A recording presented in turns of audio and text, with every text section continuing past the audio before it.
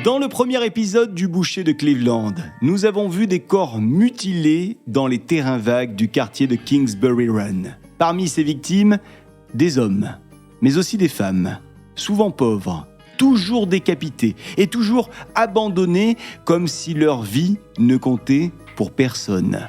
Cleveland comprend désormais qu'un tueur en série est à l'œuvre. Et c'est alors qu'un homme entre en scène, un homme que toute l'Amérique connaît déjà, Eliot Ness.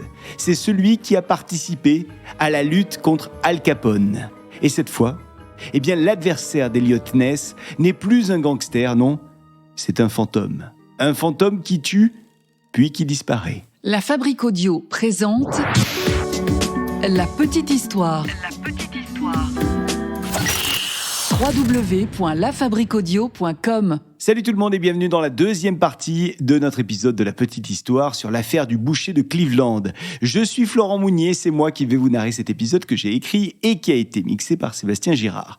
Alors avant de commencer, un grand merci pour être de plus en plus nombreux à nous écouter. Et d'ailleurs, vous êtes nombreuses et nombreux à nous proposer des sujets sur Spotify, Apple Podcast, YouTube, les réseaux sociaux de La Petite Histoire également. Continuez, c'est grâce à vous qu'on découvre parfois des histoires totalement incroyables qu'on vous raconte ensuite ici. Et là, cet épisode, il nous a par exemple été suggéré sur Spotify par Ed Neom. Sachez que dans la description de cet épisode, vous trouverez un lien aussi vers notre Patreon, car pour seulement 3 € par mois, vous pouvez nous aider à produire ces épisodes et soutenir les prochains projets de La Petite Histoire. Merci donc à toutes celles et ceux qui nous soutiennent déjà. Et c'est parti, retour aux États-Unis, Cleveland. Nous sommes dans le bureau d'Eliot Ness, qui est désormais en charge de l'enquête autour du bûcher de Cleveland. Ah ouais. Quelle histoire, ça aussi. Eliot Ness, un nom très important aux États-Unis.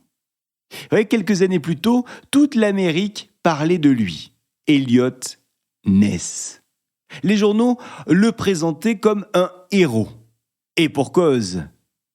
Eliot Ness, c'est le jeune policier qui a osé défier Al Capone. Eliot Ness est vu comme l'homme qui fait tomber les criminels. Alors, lorsqu'il arrive à Cleveland, en 1935, les habitants, ainsi que le maire, pensent que la ville vient de recruter son sauveur. Le maire qui lui a confié la sécurité publique. Et toute la ville attend donc désormais des résultats. Et vite. Et il y a un dossier qui va arriver très rapidement sur le bureau d'Eliot Ness. Le dossier de l'affaire du bûcher de Kingsbury Run. Alors quand Eliot Ness ouvre ce dossier, il découvre un gros paquet de photographies. Des photos de corps, précisément de cadavres. Des corps, il y en a beaucoup. Toujours plus de corps. Et avec ces photos, des rapports d'autopsie. Alors, Ness se penche évidemment sur cette affaire. Et au début, il pense, en tout cas il espère, que le tueur va finir par commettre une erreur. Tous les meurtriers finissent par faire une erreur, pense-t-il. Et pourquoi donc pas lui ? Il va bien nous laisser une trace quelque part. Ça, c'est ce que pense Eliot. Un témoin peut-être. Un objet oublié. Je ne sais pas, quelque chose, bon sang. Alors Eliot, il lance une série d'interrogatoires. Une grosse série. Des centaines d'interrogatoires qui vont donc être réalisés. Et c'est ainsi que les policiers vont désormais passer des journées entières dans le quartier de Kingsbury Run à interroger les ouvriers, les prostituées, les cheminots, les médecins, mais aussi les bouchers et les anciens détenus. Bref, toutes celles et ceux qui pourraient avoir aperçu quelque chose ou toutes celles et ceux qui pourraient être éventuellement les criminels. Mais chaque soir, les inspecteurs rentrent avec rien ou presque rien. C'est simple, le tueur semble ne jamais avoir existé. Et Eliot Ness est dépité.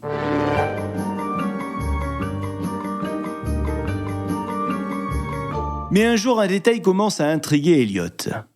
Oui, il s'est rendu compte que la plupart des victimes vivent dans une extrême pauvreté et qu'il s'agit de personnes un petit peu oubliées du système, on va dire un petit peu les oubliés de la société. Des gens que personne ne réclame. Il peut clairement s'écouler plusieurs semaines avant que quelqu'un remarque l'absence de l'une des victimes. Bon, pendant ce temps-là, les journalistes continuent, eux, de bosser. Et chaque matin, le nom d'Eliot Ness apparaît dans les journaux de Cleveland. Où est le tueur ? Pourquoi personne n'est arrêté ? Le héros de Chicago serait-il dépassé ? Etc., etc. Les articles deviennent même cruels parfois envers Eliot Ness. Et chaque nouveau corps trouvé abîme un petit peu plus la réputation d'Eliot. Nous sommes le 6 juin 1936 et les ouvriers viennent de découvrir 2 nouveaux corps. Ils sont à quelques mètres l'un de l'autre. Ce sont les corps de 2 hommes. Voici donc 2 victimes supplémentaires. L'assassin vient donc encore de frapper. Et une nouvelle fois, les 2 cadavres ne sont retrouvés qu'après plusieurs jours. Comme si le meurtrier savait exactement où déposer ses victimes pour retarder leur découverte. Les médecins observent également autre chose. Oui, certaines découpes sont extrêmement propres. Mais désormais, d'autres découpes sont un petit peu moins propres. Autrement dit, le tueur n'agit pas toujours exactement de la même façon. Le tueur peut peut-être être embêté de temps en temps, pris sur le fait. En tout cas, cette nuance est véritablement importante. Donc, cela veut dire que pour Ness, non, le boucher de Kingsbury Run n'est pas le chirurgien parfait qu'on a bien voulu imaginer. Non, il n'est pas le chirurgien parfait qui laisse toujours des découpes identiques.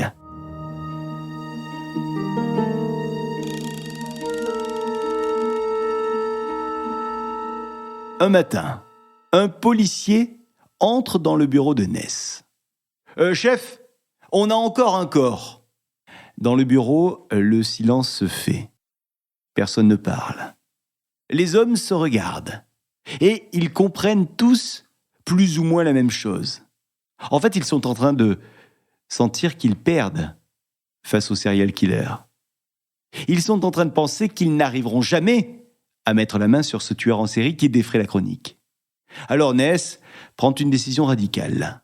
Il va demander ce jour-là à ses policiers de désormais vivre dans le quartier de Kingsbury Run, au milieu des habitants.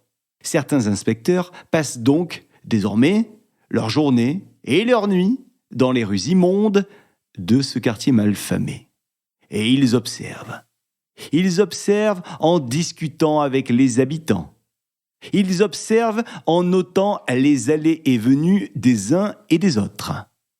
Ils observent en essayant de gagner peu à peu la confiance des habitants du quartier et notamment la confiance des vagabonds. Mais le résultat est toujours le même. L'enquête piétine et rien n'avance. Ou alors, personne dans le quartier n'ose parler. Peut-être que le tueur met d'une manière ou d'une autre la pression sur les habitants. Bon, toujours est-il qu'aucun résultat n'est là. Rien.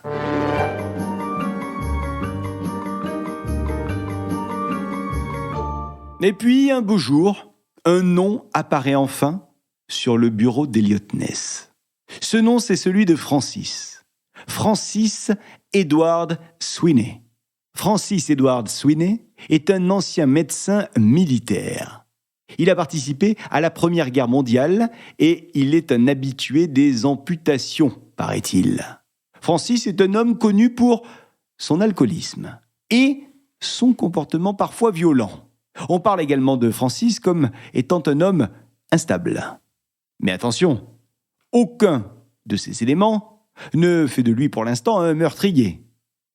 En tout cas, ce sont quand même toutes ces raisons que je viens de citer. Alcoolisme, instabilité, violence, guerre mondiale, habitué aux amputations. C'est tout ça qui vont conduire nos enquêteurs à s'intéresser à ce personnage. Et Ness, il décide donc de convoquer Francis. Francis Edward Sweeney arrive.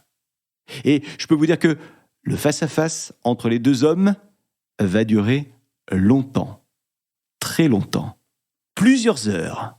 Lors de ce face-à-face, Ness pose des questions et il observe le moindre geste de Sweeney. Ce n'est pas uniquement les réponses qui vont intéresser Eliot Ness, non, Ce sont les gestes, mais aussi les silences qu'installe Francis.